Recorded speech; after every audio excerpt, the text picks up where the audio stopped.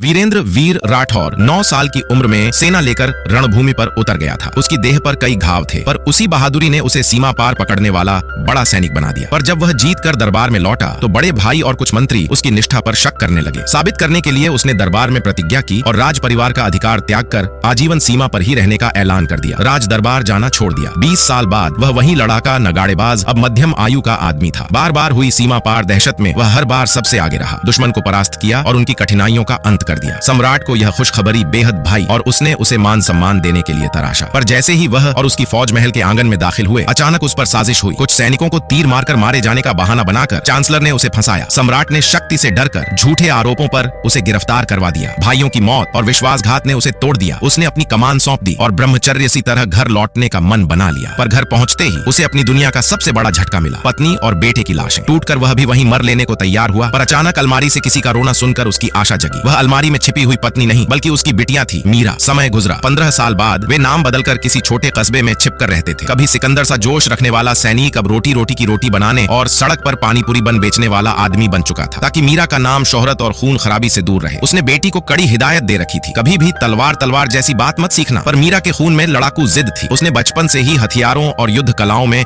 दिलचस्पी ली थी और चुपके से उस बड़े जनरल को अपने हीरो की तरह पूछती थी, जो कि उसके पिता की ही छवि थी। पिता बेटी अक्सर इसी पर खूब लड़ते। एक दिन संकरी गली में गड़बड़ी हुई। कुछ गुंडे दुकान मोल तोल कर रहे थे और पैसों की मांग कर रहे थे। पिता चुप था। उसकी आंखों में पत्नी की याद ताजा हो गई। मीरा ने पिता की बेबसी देखकर विरोध किया और फिर झगड़ा हो गया। क्रोध में वह बिना कुछ कहे निकल पड़ी और वहीं उसकी भूल बन गई। उसी रात वह जबरों से उठाकर शहर की सबसे बड़ी चौकड़ी में बेच दी गई, एक बदनाम स्थान पर जहां मासूमों को गुलाम बना दिया जाता था। अगली सुबह पिता जैसे रोज का सामान बेचने गया। गली में एक बोरा देखकर उसे कुछ अजीब सा लगा। मन में जैसे मीरा की आवाज सुनी, पर जब वह बोरा खोलने गया उसे दुकान का मालिक रोक दिया। उसे पता भी नहीं था कि उस बोरे में उसकी बेटी बंद है। मीरा को सीधे वहां की मालिक के सामने पेश किया गया था। गुंडे उसे सीखने और बदनाम करने की बात कर रहे थे। तभी वहां कुछ पूर्वी डाकू, जो दशकों पहले उसकी फौज से कत्लेआम के लिए कुख्यात थे, आ गए और माहौल और भी खतरनाक हो गया। मीरा ने देखा कि वे वही लोग हैं जिन्होंने उसकी माँ और भाई को मारा था। गुस्से में उसने पास रखा फल प्लेट उठाकर उन पर फेंक दी, पर वे अटल और निर्दयी निकले। उसने जो कुछ भी ललकारा उससे वे आहत होकर उसे इतनी बेरहमी से सजा देने लगे कि उसकी मौत तय दिखी। मालिक, जो मौके का फायदा उठा रहा था, मीरा को थप्पड़ मारकर मजबूर करने लगा कि वह माफी मांगे और उनसे झुके। इसी बीच पिता ने उसकी आवाज पकड़ी